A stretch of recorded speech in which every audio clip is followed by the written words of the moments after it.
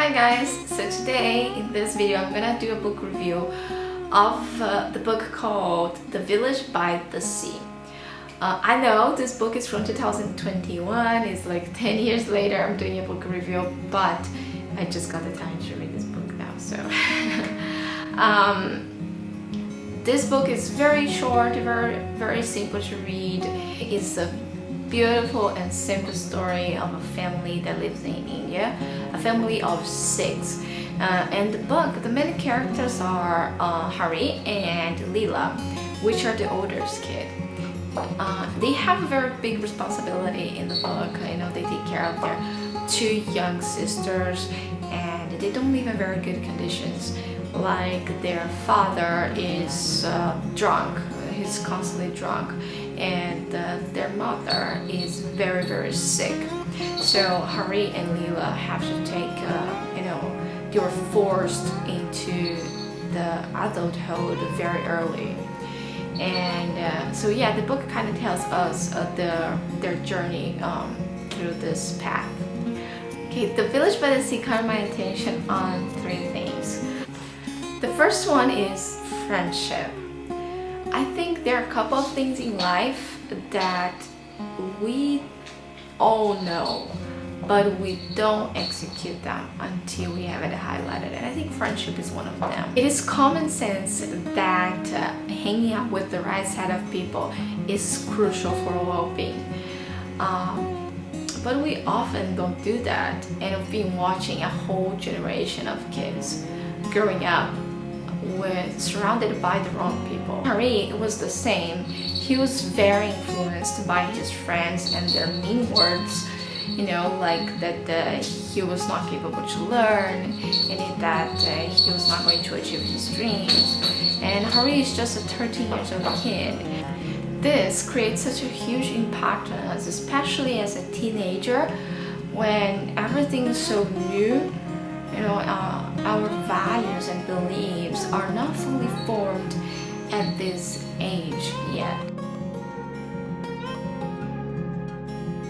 So the presence of good orientation from parents and teachers is essential for kids to learn about their own life. But Hari, he didn't have that. He didn't have anyone to tell him what was right or wrong. He had to rely on things that he would hear on the streets from random people. This reminded me of a song by The Haste, which the lyrics talks about consumption in order to fit in society. And that's kind of what made me think that probably that's what millions of kids are going through these days. Just trying everything they can, so in order to fit in this society that don't really deserve them. In Thul, Hari did not have the support that he needed from his families and friends. I would not blame him for wanting to leave it all that behind. Another problem that the book addresses is the government, which is trying to build up factories of fertilizers in Thul. Of course, the locals go against it because they don't want to lose their lands where they grow up their vegetables, and they don't want their water contaminated by the discharge of factories. There's a passage in the book of a conversation of Hari and a salesman, which goes like this. Ask the government all you like. Do you think the government has ears and can hear? Do you think the government has eyes and can see? I'll tell you, the government has only a mouth, which is eats our taxes, eats our land, eats the poor. Take my advice and keep it clear of the government. Don't ask it for anything. Don't depend on anything. They tell you the government is your father and your mother. I'll tell you, my father and my mother threw me out when I was 6 years old to go and earn my own living. I don't need them. I fend for myself. I'm a man.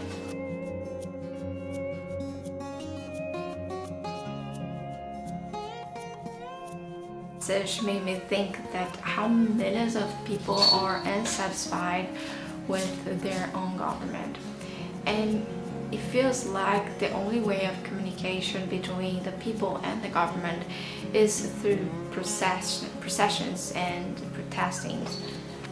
Which is funny because the world today is radically more interlinked, fast-moving, and information-rich. But the government are, even though technology and communication means more ways for the citizens to make their voice heard, democratic participation remains largely limited to voting between parties once every few years. We know that governments are inefficient, but no society has shown to work well without one. There should be reforms that needs to be done in order to fit in a modern life. Hari and Lila, they went through so many hardships all throughout the book, and there were a lot of emotional moments that I really felt sorry for their lives. I think the author did a really good job at transmitting hope in this book. Hari and Lila, they were never at the point of giving up. They always wanted to be better, better for their siblings, better for their parents, better for their community, and they always want to improve themselves. And I think this is such an important message because hope is such a vital part of to help us get out of very difficult situations.